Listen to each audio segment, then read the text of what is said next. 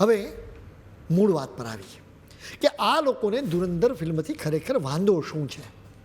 આ ફિલ્મમાં પાકિસ્તાની ભયાનક સચ્ચાઈ બતાવવામાં આવી છે, જે અત્યાર સુધીની બોલિવૂડની ફિલ્મોમાં નહોતી બતાવવામાં આવી. એ જુઓ કે અત્યાર સુધી તમને જાસૂસીના નામે શું બતાવવામાં આવ્યું. આપણી એજન્સી રો અને પાકિસ્તાનની એજન્સી ISIના એજન્ટ્સની લવ સ્ટોરીઓ બતાવવામાં આવી છે. રિયલ લાઈફમાં એવું કશું થતું નથી. ISIને સારી બતાવવા માટે જ ફિલ્મી પડદા પર પઠાણ અને ટાઈગરને રજૂ કરવામાં આવતી હોવાનો આરોપ મૂકવામાં આવે છે. બોલિવૂડે પઠાણ અને ટાઈગરથી જે નેરેટિવ રચ્યું હતું એના પર ધુરંધર હવે બુલડોઝર ફેરવી રહી છે. પાકિસ્તાનની કુખ્યાત એજન્સી ISIના એજન્ટ્સ અને અધિકારીઓ કંઈ ગ્લેમરસ નથી, પરંતુ અત્યંત ઘાતકી છે. તેમનામાં માનવતાનું એક ટીપું પણ નથી હોતું.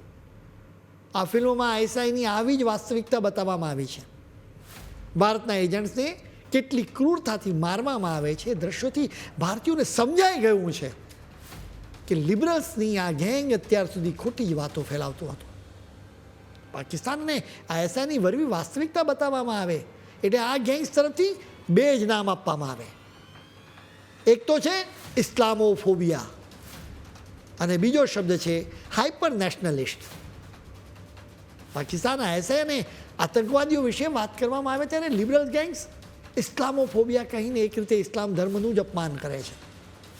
આ લિબરલ ગેંગ્સના સભ્યો કોફી હાઉસમાં બેસીને વિશ્વ શાંતિના વ્યાખ્યાનો આપતા રહે છે. તેઓ ઇસ્લામોફોબિયાના નામે રાષ્ટ્રપ્રેમીઓને ચૂપ કરાવવા માંગે છે. ઇસ્લામોફોબિયા શબ્દથી તેઓ પાકિસ્તાનના આતંક પર પડદો પાડવા માંગે છે.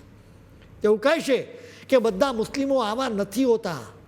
સચ્ચાઈ એ છે કે અમે તો પાકિસ્તાન અને ISIની વાત કરી રહ્યા છીએ. આ લિબરલ્સ ગેંગને પાકિસ્તાનનો ફોબિયા થઈ ગયો છે, એટલે કે પાકિસ્તાનની ઇમેજ ખરાબ થશે એવો તેમને ડર છે. હવે વાત હાઇપર નેશનલિસ્ટની. અરે ભાઈ, જો ભારત દેશ વિશે કંઈ પણ બોલવાને તમે હાઇપર નેશનલિસ્ટ કહેશો તો અમને તો એ સ્વીકાર નથી. અમને અમારા દેશ પ્રત્યે પ્રેમ છે. આ લિબરલ્સ ગેંગ તો માત્ર વિદેશી ફંડિંગ પર જ જીવતી હોય છે. તેમને ભારતની ચિંતા જ નથી. તેઓ તો પાકિસ્તાનના પ્રોપોગન્ડાને સમર્થન આપતા રહે છે. આ દિન સુધી લિબરલ ગેંગે આતંકવાદી હુમલાઓના પીડિતો વિશે એક શબ્દ પણ કહ્યું નથી. તેમના પ્રત્યે આ લિબરલ ગેંગના દિલમાં સહેજ પણ કરુણા નથી હોતી, પરંતુ તેઓ આતંકવાદીઓનો બચાવ કરવા તરત જ મેદાનમાં આવી જાય.